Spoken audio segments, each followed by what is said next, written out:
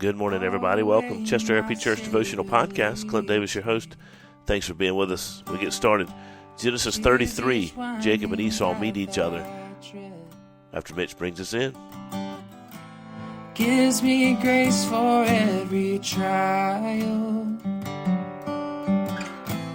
Feeds me with the living bread. All right, well, thank you so much for being with us as we get started this morning. Genesis chapter 33, reading the story of Jacob and Esau meeting. Remember, they're scared. Jacob's nervous about meeting Esau, and rightly so. Here we go, verse 1 of chapter 33. Now Jacob looked up and saw Esau coming toward him with 400 men. So he divided the children among Leah, Rachel, and the 2 slave women. He put the slaves and their children first, Leah and her children next, and Rachel and Joseph last. He himself went on ahead and bowed to the ground 7 times until he approached his brother. But Esau ran to meet him, hugged him, threw his arms around him, and kissed him. Then they wept. When Esau looked up and saw the women and children, he asked, "Who are these with you?"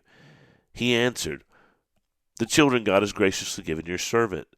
Then the slaves and their children approached him and bowed down. Leah and her children approached and bowed down, and then Joseph and Rachel approached and bowed down.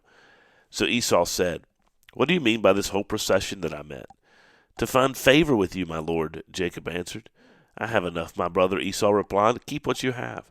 But Jacob said, "No, please. If I have found favor with you, take this gift from me, for indeed I have seen your face, and it is like seeing God's face, since you have accepted me. Please take my present that was brought to you, because God has been gracious to me, and I have everything that I need." So Jacob urged him until he accepted.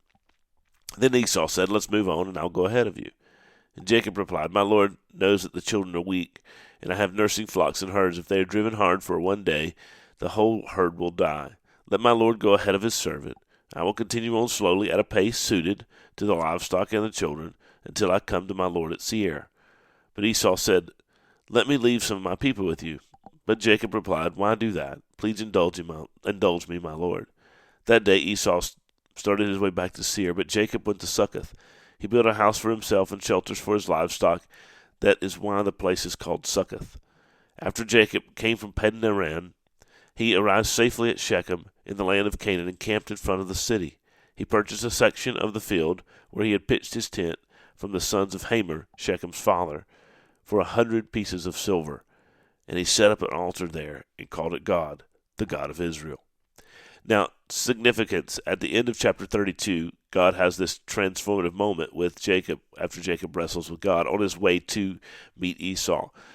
At that point, Jacob insists on having the Lord's blessing. We've read that before. And in insisting upon having the Lord's blessing, he receives it, and the Lord gives him the blessing. And the blessing is he changes his name. There's a life transformation for Jacob right then. He goes from being Jacob to Israel. At that moment, we have the naming of Jacob as Israel and the beginning of the tribe of Israel as we know it today, right? And so what we have in the Jewish world today and what descended through the New Testament into the present day are the descendants of Israel, the descendants of Jacob. Also, we have this connection here at the end when he sets up an altar in verse 20 after he arrives in the promised land. He sets up an altar and calls it God, the God of Israel.